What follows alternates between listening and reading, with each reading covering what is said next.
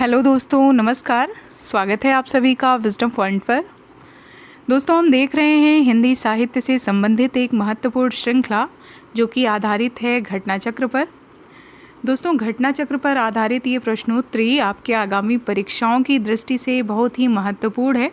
तो आप सभी से निवेदन है कि अगर अभी तक आपने मेरे चैनल को सब्सक्राइब नहीं किया है तो प्लीज़ मेरे चैनल को सब्सक्राइब कर लें, और अगर मेरे वीडियोज़ आपको पसंद आते हैं तो उन्हें लाइक और शेयर भी ज़रूर करें।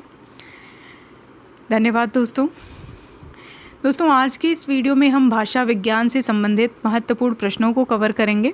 तो चलिए देखते हैं आज का पहला प्रश्न। आज का पहला प्रश्न है, आधुनिक भाषा विज्ञान का जनक कौन है? आधुनिक भाषा विज्ञान का जनक कौन है आपको बताना है। ऑप्शन है ब्लूमफील्ड, जेस्पर्सन, सोस्योर या ग्लीसन। तो इस प्रश्न का सही उत्तर है, आपके स्क्रीन पे शो भी हो रहा है कि आधुनिक भाषा विज्ञान का जनक सोस्योर को माना जाता है। ऑप्शन सी इस प्रश्न का सही उत्तर है। इस प्रश्न की व्याख्या देख लेते हैं। फर्दिनांद द सोस्योर का आधुनिक भाषा विज्ञान के जनक के रूप में नाम लिया जाता है क्योंकि उनके द्वारा प्रतिपादित सिद्धांत भाषाई क्रांति के रूप में उभरे। अगला प्रश्न है, किस विद्वान ने सर्वप्रथम आर्य भाषाओं के अध्ययन की ओर भाषा वैज्ञानिकों का ध्यान आकृष्ट किया? वो कौन से विद्वान हैं जिन्होंने सर्वप्रथम आर्य भाषाओं के अध्ययन की ओर भाषा वैज्ञानिकों का ध्यान आकृष्ट किया? ऑप्शन है विलियम जोन्स, ग्रियर्सन, बीम्स या हार्नले। तो इस प्रश्न का सही उत्तर है ऑप्शन डी, हार्नले। इस प्रश्न की व्याख्या देख लीजिए। सर्वप्रथम हार्नले ने आर्य भाषाओं के अध्ययन की ओर भाषा वैज्ञानिकों का ध्यान आकृष्ट किया तथा इन्होंने भारतीय आर्य भाषाओं का सर्वप्रथम वर्गीकरण किया। आधुनिक आर्य भाषा विज्ञान का जनक सोस्योर को माना जाता है। अगला प्रश्न है, भाषा विज्ञान की दृष्टि में प्रयत्न लाघव का क्या अर्थ है? आपको बताना है कि भाषा विज्ञान की दृष्टि में प्रयत्न लाघव शब्द का क्या अर्थ है। ऑप्शन है शीघ्र बोलना, कम समय में अधिक बोलना, बोलने की मितव्ययिता या उच्चारण की सुविधा। तो इस प्रश्न का राइट आंसर है ऑप्शन डी, उच्चारण की सुविधा। भाषा विज्ञान में प्रयत्न लाघव का अर्थ है उच्चारण की सुविधा। Option D. अगला प्रश्न है, वाराणसी का बनारस रूप किसका उदाहरण है? वाराणसी का बनारस रूप किसका उदाहरण है? ऑप्शन है व्यंजन विपर्यय का, व्यंजनागम का, व्यंजन लोप का या स्वर व्यंजनागम का। तो इस प्रश्न का सही उत्तर है वाराणसी का बनारस रूप उदाहरण है व्यंजन विपर्यय का, अर्थात कि व्यंजन का आपस में एक स्थान से दूसरे स्थान पर शिफ्ट हो जाना ही व्यंजन विपर्यय कहलाता है। ऑप्शन ए इस प्रश्न का राइट आंसर हो जाएगा। इस प्रश्न की व्याख्या देख लेते हैं। विपर्यय किसी शब्द के स्वर, व्यंजन या अक्षर एक स्थान से दूसरे स्थान पर चले जाते हैं और दूसरे के पहले स्थान पर आ जाते हैं। इसके कई भेद हैं, स्वर विपर्यय, व्यंजन विपर्यय और अक्षर विपर्यय। वाराणसी का बनारस रूप व्यंजन विपर्यय का उदाहरण है। अगला प्रश्न है, टकसाली भाषा किसे कहते हैं? टकसाली भाषा किसे कहते हैं आपको बताना है। ऑप्शन है संस्कृत निष्ठ भाषा को, ग्रामीण भाषा को, परिनिष्ठित भाषा को या कृत्रिम भाषा को। तो इस प्रश्न का सही उत्तर हो जाएगा टकसाली भाषा हम परिनिष्ठित भाषा को कहते हैं। ऑप्शन सी इस प्रश्न का सही उत्तर हो जाएगा। इस प्रश्न की व्याख्या देख लेते हैं।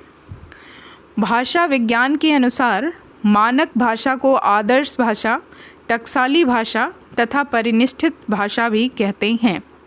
किसी भी भाषा का उसके विभिन्न रूपों की अभिव्यक्ति के माध्यम के लिए उसका मानक रूप ही प्रयुक्त होता है।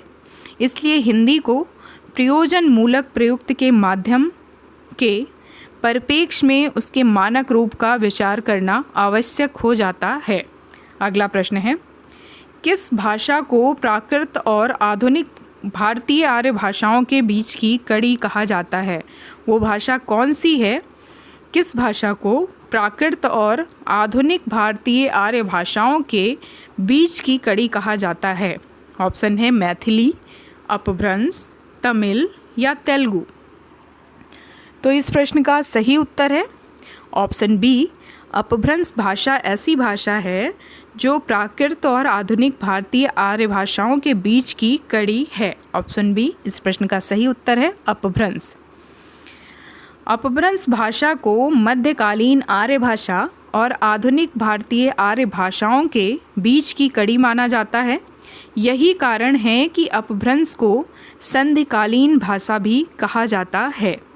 अपभ्रंश का सबसे प्राचीन प्रमाण भरत मुनि के नाट्यशास्त्र में मिलता है, जहाँ इसे विभ्रष्ट भाषा कहा गया है।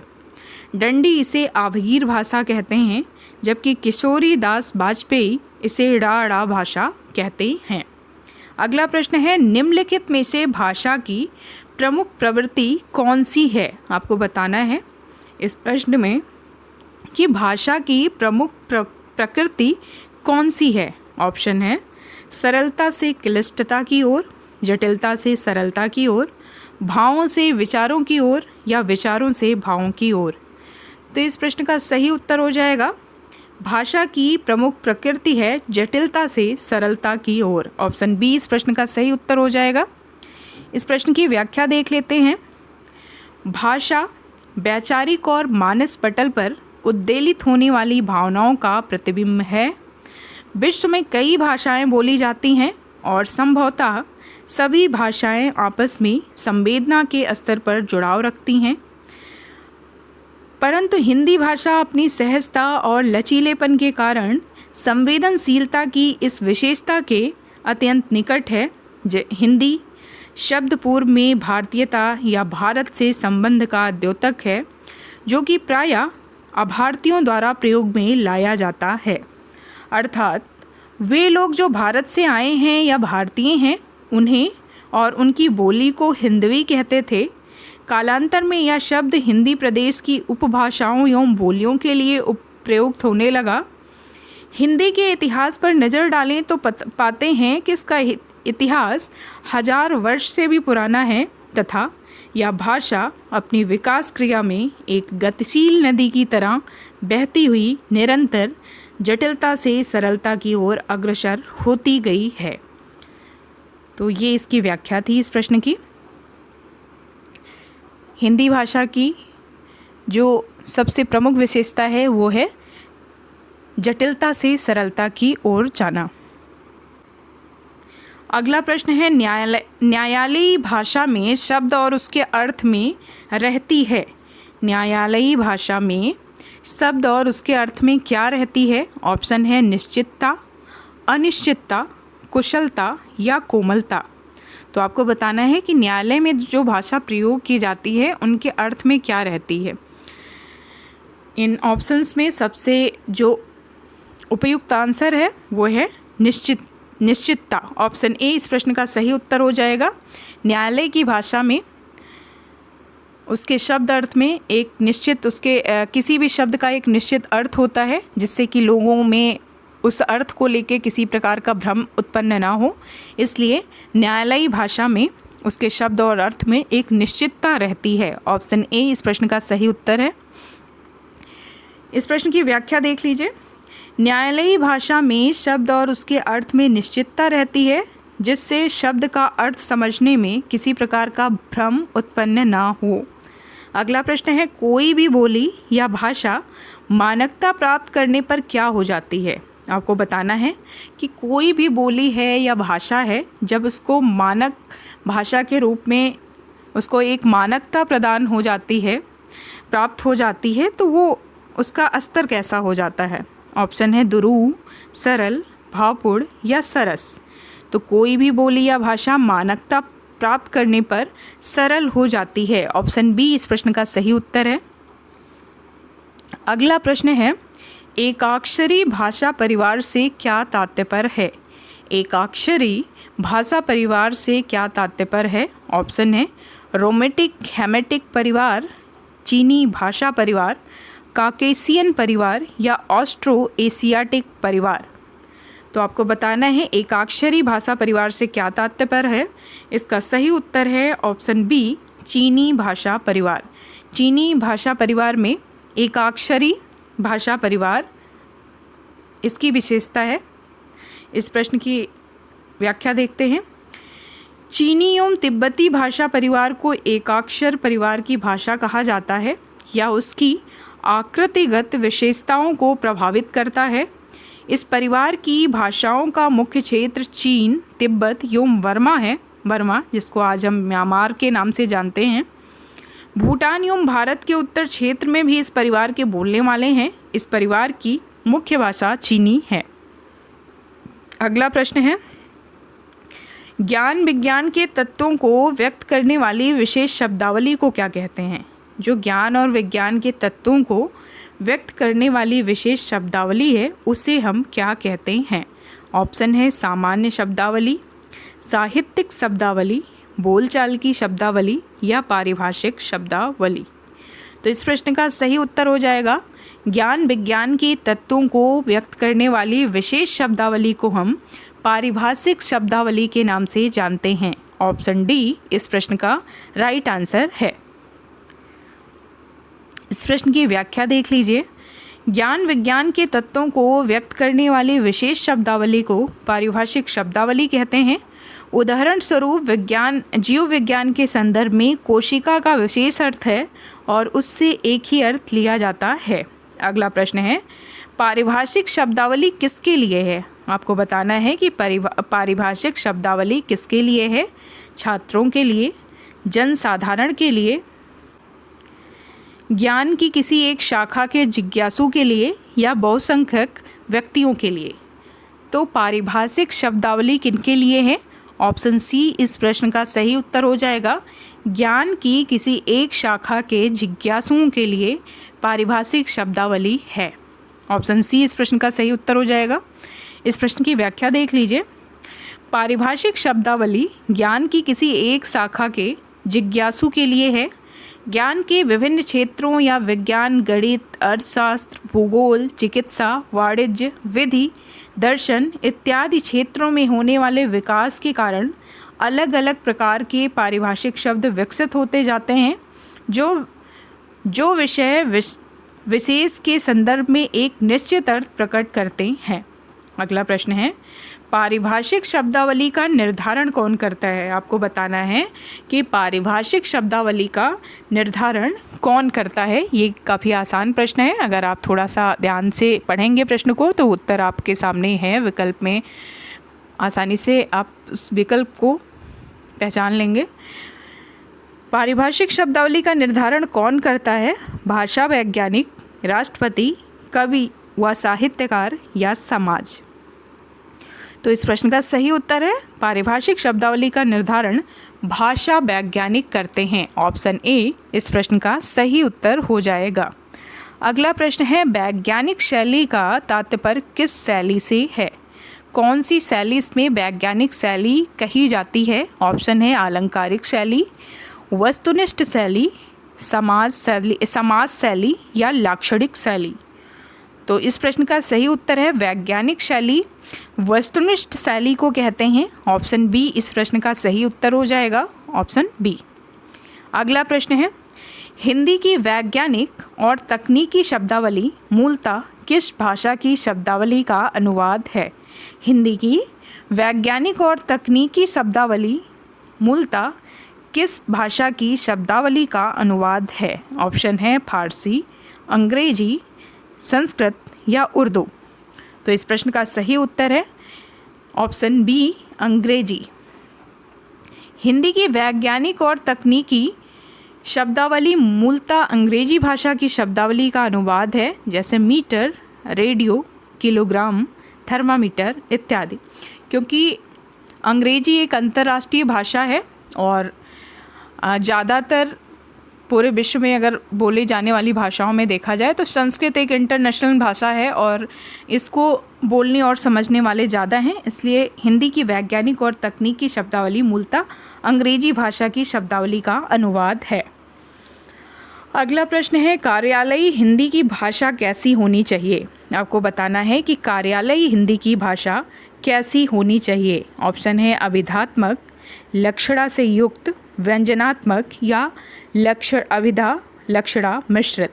तो आप जानते हैं अभिधात्मक भाषा वो होती है जो सीधा, जो जैसा बोला जाए वैसा समझा जाए, और लक्षणा वो होती है जब अभिधा से शब्द का अर्थ नहीं निकलता है तो वहाँ पे लक्षणा शब्द शक्ति का प्रयोग किया जाता है।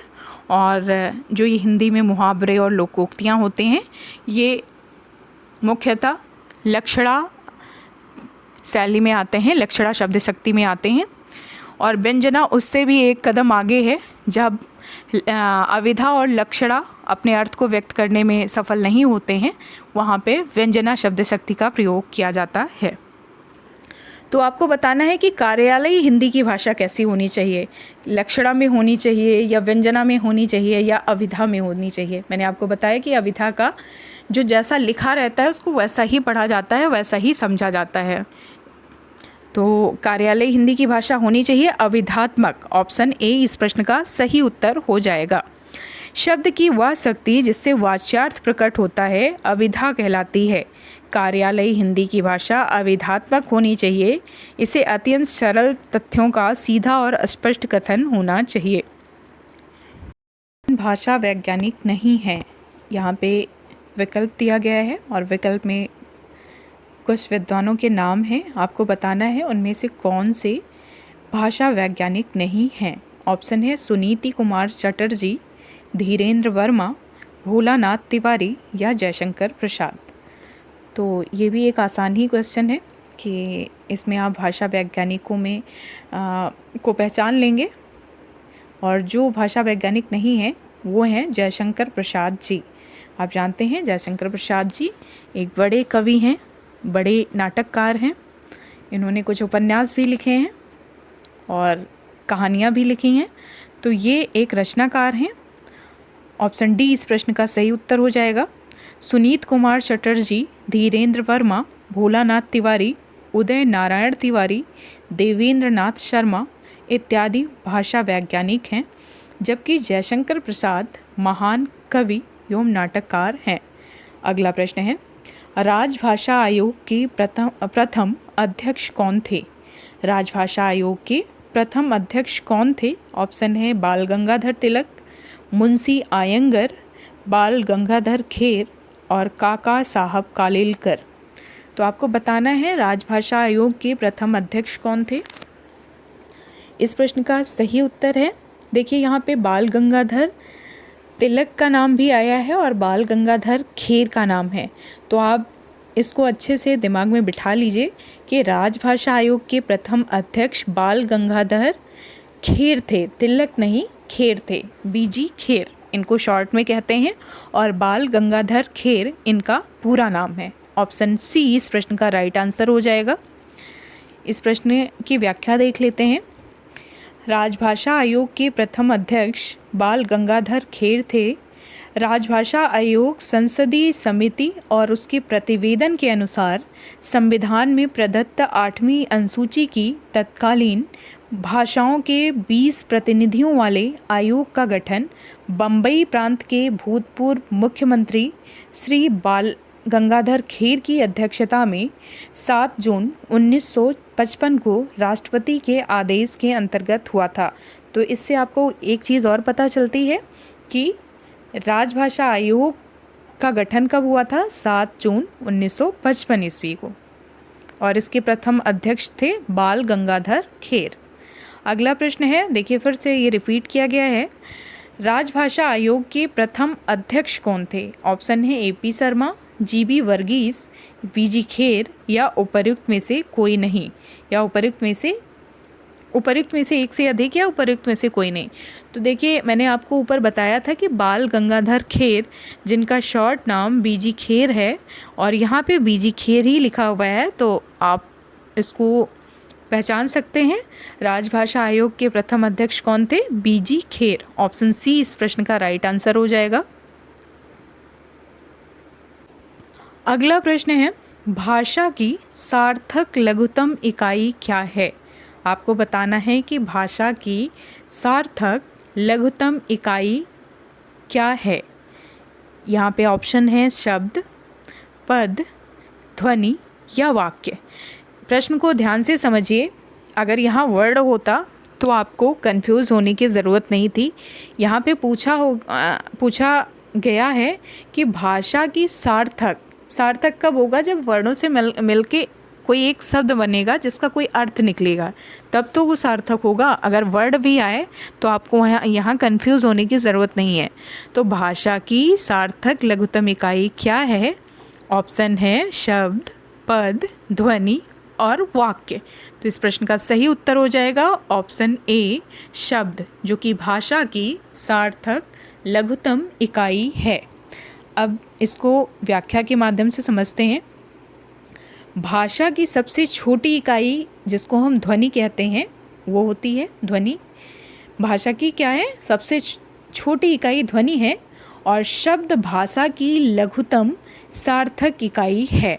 शब्द सार्थक इकाई होते हुए भी वाक्य में इसका प्रयोग ज्यों का त्यों नहीं कर सकते हैं। शब्दों को प्रयोग में लाने के लिए शब्दों में व्याकरणिक परिवर्तन करना पड़ता है।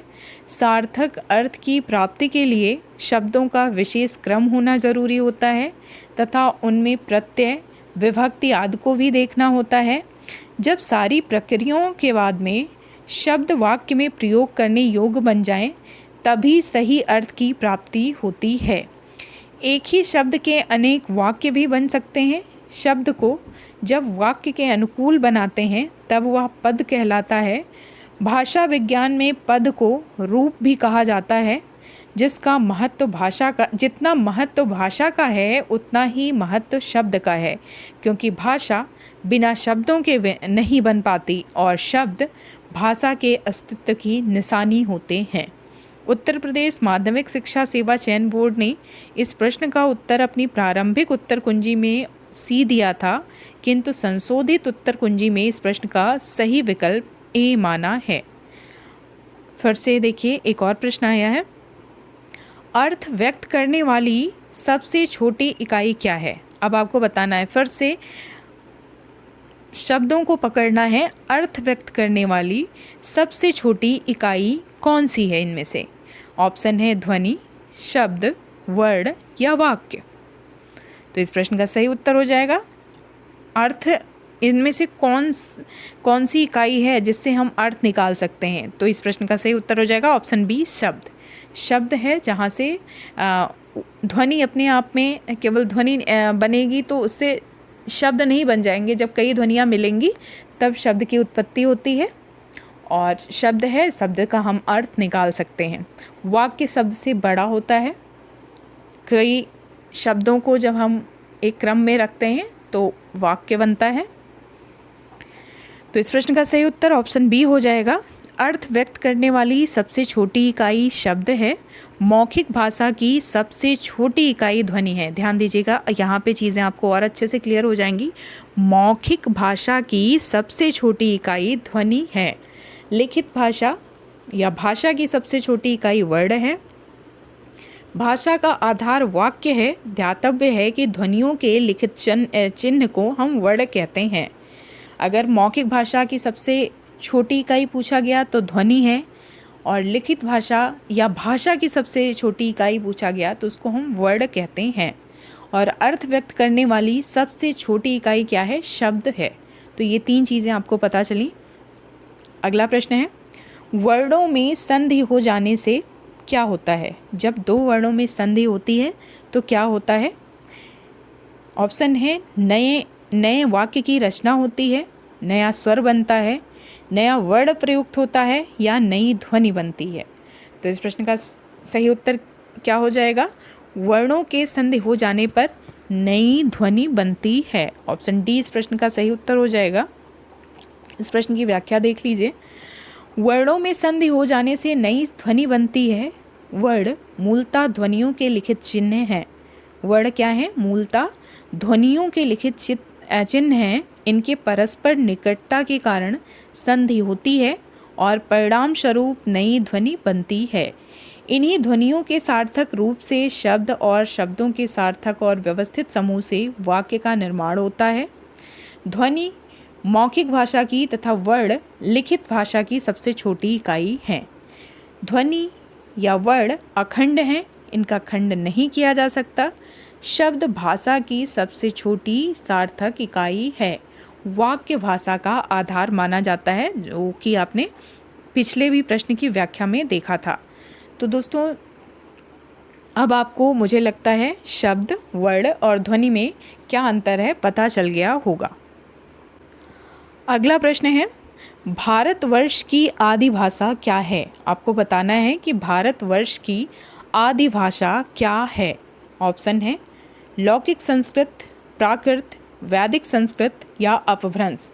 तो इस प्रश्न का सही उत्तर हो जाएगा भारतवर्ष की आदि भाषा है वैदिक संस्कृत। वैदिक संस्कृत, ऑप्शन सी। भारतवर्ष की आदि भाषा वैदिक संस्कृत है, जिसमें हमारे वेद वद्ध किए गए हैं। इनकी लिपि देवनागरी है। अब हम भारत की भाषाएं देख लेते हैं, कैसे हिंदी भाषा का उद्भव और विकास हुआ। भारत की भाषाएं हैं, सबसे पहले लोगों ने वैदिक संस्कृत का प्रयोग किया था, वैदिक संस्कृत। उसके बाद वैदिक से लौकिक संस्कृत आया, फिर लौकिक संस्कृत से पाली भाषा, जो भारत की प्रथम देश भाषा बनी। पाली भाषा हमारे जो जो बौद्ध धर्म के ग्रंथ हैं वो पाली भाषा में हैं, और पाली भाषा से फिर भाषा प्राकृत भाषा की ओर चली, और हमारे जो जैन धर्म के ग्रंथ हैं वो प्राकृत भाषा में हैं। उसके बाद में प्राकृत से अपभ्रंश भाषा का विकास हुआ, और अपभ्रंश भाषा से ही आधुनिक भारतीय आर्य भाषाएं बनी। तो ये पूरा विकास क्रम था। पहले वैदिक संस्कृत, फिर लौकिक संस्कृत, फिर पाली भाषा की पाली भाषा जो भारत की प्रथम देश भाषा बनी। उसके बाद प्राकृत भाषा, फिर अपभ्रंश भाषा, और अपभ्रंश से जो आधुनिक भारतीय आर्य भाषाएं हैं उनका विकास हुआ। अगला प्रश्न है, भारत की संपर्क भाषा कौन सी है? आपको बताना है भारत को जोड़ने वाली भाषा कौन सी है, संपर्क भाषा कौन सी है। ऑप्शन है संस्कृत, अंग्रेजी, हिंदी या उर्दू। तो इस प्रश्न का सही उत्तर हो जाएगा भारत की संपर्क भाषा है हिंदी, ऑप्शन सी। संपर्क भाषा उस भाषा को कहते हैं जो किसी क्षेत्र में सामान्य रूप से किसी भी दो ऐसे व्यक्तियों के बीच में प्रयोग हो जिनकी मातृभाषाएं अलग अलग हों। फिर से मैं इसका पढ़ती हूँ इसकी परिभाषा। संपर्क भाषा उस भाषा को कहते हैं जो किसी क्षेत्र में सामान्य रूप से किसी भी दो ऐसे व्यक्तियों के बीच प्रयोग हो जिनकी मातृभाषाएं अलग अलग हों। इस दृष्टि से भारत में हिंदी और अंग्रेजी दोनों को संपर्क भाषा के रूप में माना जा सकता है, परंतु भारत की भाषाओं में हिंदी को संपर्क भाषा के रूप में स्वीकार किया गया है। अतः भारत की संपर्क भाषा हिंदी है। अंग्रेजी को विश्व की संपर्क भाषा माना जाता है। किसी भी देश की संपर्क भाषा प्रायः उस देश की राजभाषा होती है। भारत की राजभाषा क्या है? हिंदी। अगला प्रश्न है, हिंदी के विकास के संबंध में निम्नांकित कथनों में एक असत्य है। आपको बताना है हिंदी के विकास के संबंध में निम्नांकित कथनों में एक असत्य है, वो असत्य कथन आपको पहचानना है। ऑप्शन है हिंदी का विकास संयोगात्मक भाषा के रूप में हुआ। हिंदी का विकास लगभग 1000 ईसा से माना जाता है। हिंदी अपभ्रंश के बाद की भाषा है, और हिंदी एक वियोगात्मक भाषा है। तो इस प्रश्न का सही उत्तर हो जाएगा ऑप्शन ए, हिंदी जो कि एक वियोगात्मक भाषा है। यहाँ पे हिंदी का यहाँ पे ऑप्शन ए गलत है। हिंदी का विकास संयोगात्मक भाषा के रूप में नहीं हुआ है, हिंदी एक वियोगात्मक भाषा है।